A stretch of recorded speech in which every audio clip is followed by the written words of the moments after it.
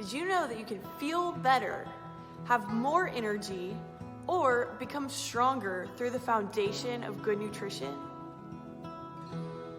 Did you know that athletes that are unhydrated perform at 30% less capacity than those who are well hydrated?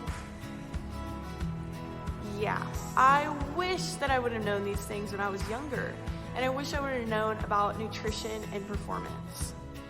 I wish I would have thought about food and nutrition the same way that I thought about practice or physical conditioning. I mean, I knew that I needed to run more to build endurance. I knew I needed to lift more to be stronger. And I knew that I needed to spend more time on the court to improve my technical skills. But I had no idea that food and water could also play such a major role in my body's ability to endure or grow stronger or have the mental focus that I needed to become that better athlete. Unfortunately, I was well into my 20s and already out of college sports before I would learn the importance of good nutrition as a foundational base to any athlete.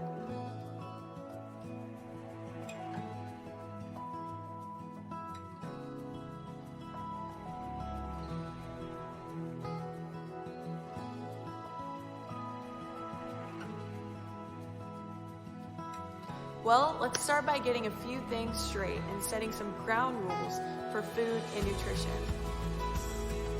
Such as, there is no such thing as good food or bad food. There is no such thing as good food or bad food. Therefore, when it comes to food and fueling, we won't talk about what not to eat or bad foods. But we will work to help you understand that not all foods fuel in the same way, or different foods fuel differently when eaten in certain portion sizes, food combinations, or given a specific timing or food consumption for fueling.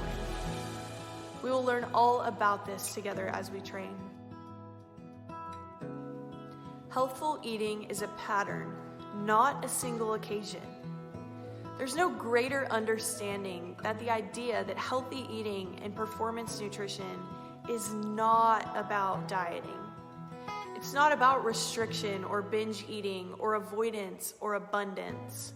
It's not about a single meal or snack or a handful of single meals or snacks. Nope. It's about consistency and patterns and behaviors. The same way that becoming a great basketball player is about training and consistency and repetition. So it is with becoming a healthy athletic eater. It's about what you do more often than what you do not.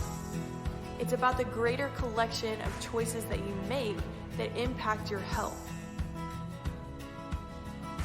Now, don't get me wrong, that can start with one single snack or one single meal. But good nutrition does not hinge on a single occasion or even just a few.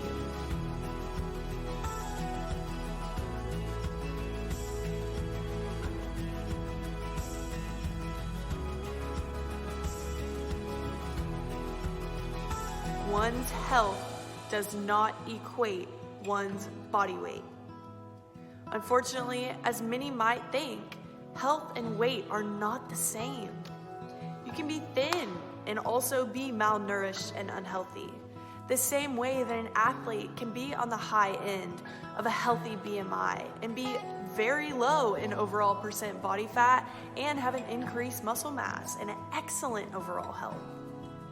And oftentimes, athletes and their parents can hear the results of a BMI, which is body mass index, screening tool, in their physician's office and become all too worried about weight, without understanding that body mass does not measure fat mass, and without realizing that BMI was a tool that was meant for the general population that assumes that any excess body mass above a standard height and weight is accounted for in body fat and doesn't accurately measure for muscle mass.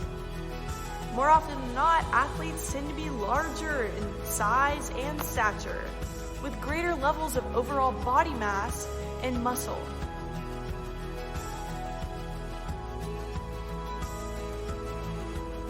So what's a good measure of health?